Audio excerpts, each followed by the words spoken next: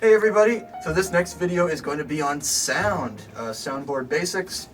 So this right here is our soundboard. Obviously the first thing you want to do is uncover it. It's pretty easy. After you uncover it, you're going to want to turn it on. So if we get up here, a bunch of cords here. There's a little button right there. Kind of hard to see, but you can usually feel it. Press that.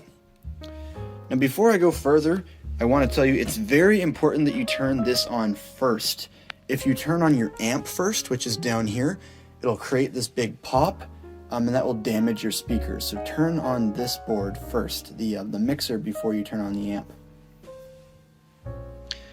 Alright, so once you turn on your soundboard up here, you want to turn on your amp.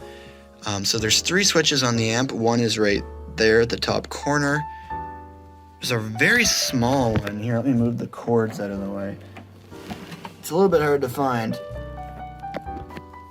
There we go. You can kind of see it right there. And then there's one last one right at the bottom, right on the floor, right here. So we'll turn that on, turn that middle one on, and turn that upper one on. Sorry, that was probably a annoying camera angle. Using any wireless mics, you'll definitely want to turn both of these on too, so just push this button here. Oh, this one might actually have no, oh, there we go. For some reason it took a few times to turn on. It doesn't normally do that. Same with this one. And yeah, if you're using mics, make sure that those are on, or otherwise they will not connect. Once you do that, you'll see a little screen right here.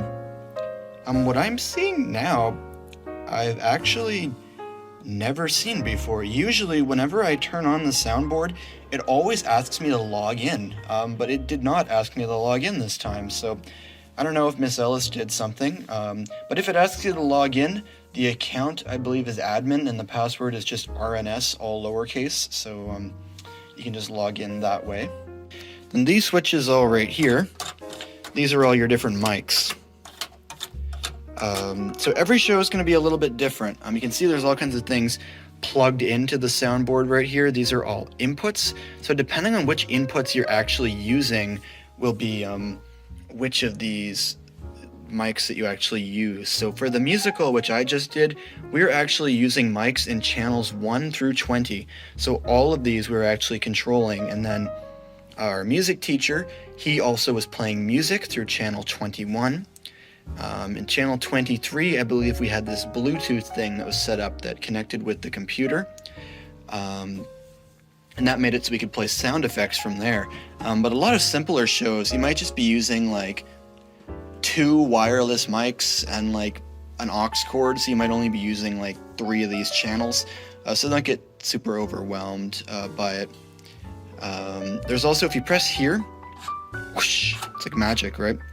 If you press here, that's the aux menu, so if you had an aux cord, you might have to flick over here to find it. It's just set up this way so that it's like channels 1 through 20 here, and then if you press that, it's like a whole other menu of channels you can use. So sometimes when we use our aux, for whatever reason, it goes on to this like secondary set of channels. But yeah, you should be able to find it. What does that mean? I'm sure you're probably asking. Well, when you start playing something through one of your mics, this little light right here that says signal will start lighting up. So whichever you're getting signal from, that's the mic that's being used. So if you're not sure which input it is, just look for where the signal's going if someone talks into it. So yeah, if you were looking for that pesky aux cord, you can see if there's nothing that's lighting up when there's something obviously playing. Press this and oh, let's pretend that this one's lighting up. So that's where your aux cord is. So one important thing you're going to notice right away is all your mutes that you have up here. If it's glowing red, that means that the channel is muted and you're not going to get any input from it. So that can mean you might not get a signal from your mics if it's muted. If you try and play something on your computer and the channel's muted, you're not going to hear anything. Generally, you're going to probably want to keep things muted when you're not using them because then you worry, like for example, if you got an email on your computer and you got like a sound effect from that, that might broadcast to the whole theater if it was unmuted when it's not in use. And as many times as you tell actors to not talk backstage, there's always going to be someone who's talking backstage, so you probably want to mute their mic when they're not on stage as well. If for whatever reason you're not getting signal, you're going to want to make sure it's plugged in tight on both ends. You're also going to want to make sure that the master is not muted as it is right now. You're going to want to make sure that your mic is not muted, since every mic also has an individual mute. And you may want to turn up the gain. So how do you turn up the gain? There's this button that says select, so select your mic, and then there's a little knob right here that says gain, and you can turn that up. This one's at 12 right now. We could turn that up more, or you could turn it down. Sometimes for whatever reason someone will have it at like negative something and you'll just need to turn it up. Generally you want to be careful because you don't want to get a bunch of feedback. Me personally, I probably wouldn't feel all that comfortable turning it up above 12, certainly not above 18. There's nothing plugged in right now, which is why I'm going a little bit crazy. But if you start getting feedback, it might be because the gain is too high. One thing that is almost definitely going to cause feedback is if your master is too high. So we don't want our master all the way at the bottom like it is right now. But you definitely don't want your master like way up here. Like on the lights, I said turn your master up to 100. Do not do that on sound. Generally, for all of your mics, you want them to be below like these little sort of dotted lines here. If you keep it above, you're almost definitely going to get feedback as soon as people stand close together. And similarly, when you're adjusting your gain, you want to try and adjust your gain so that it's high enough that you can hear them when your mic switch is like around here. You should only like turn them up here if for whatever reason, maybe they're whispering for like part of the show, or maybe you need extra emphasis in a certain line, so you turn them up a little bit higher.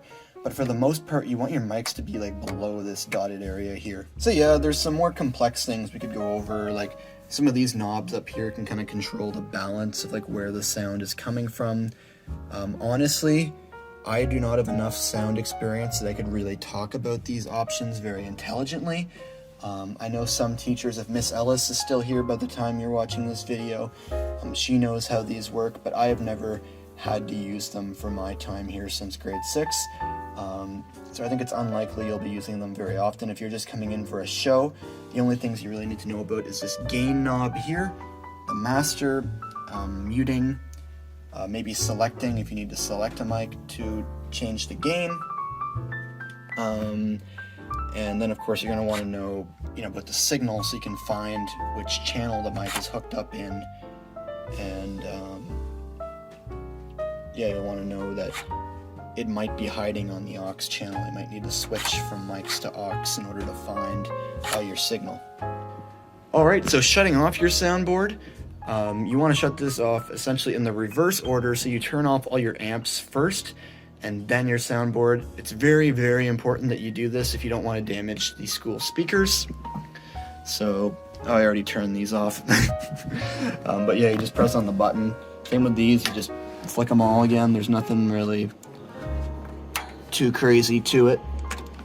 And then again with this one, you don't need to log out or anything. If you logged in, you just turn it off. And please put the cover back on. Yeah, so that's basically the soundboard right there. One thing you might be wondering is, hey, how do I play like a cool lightning sound effect? Or how do I rickroll everybody in the audience or something like that? If those are questions that you have, go on to the QLab video. We'll be talking about sound effects there. But that's that for this video. Next video we'll be talking about projection and then QLab. Thanks for watching.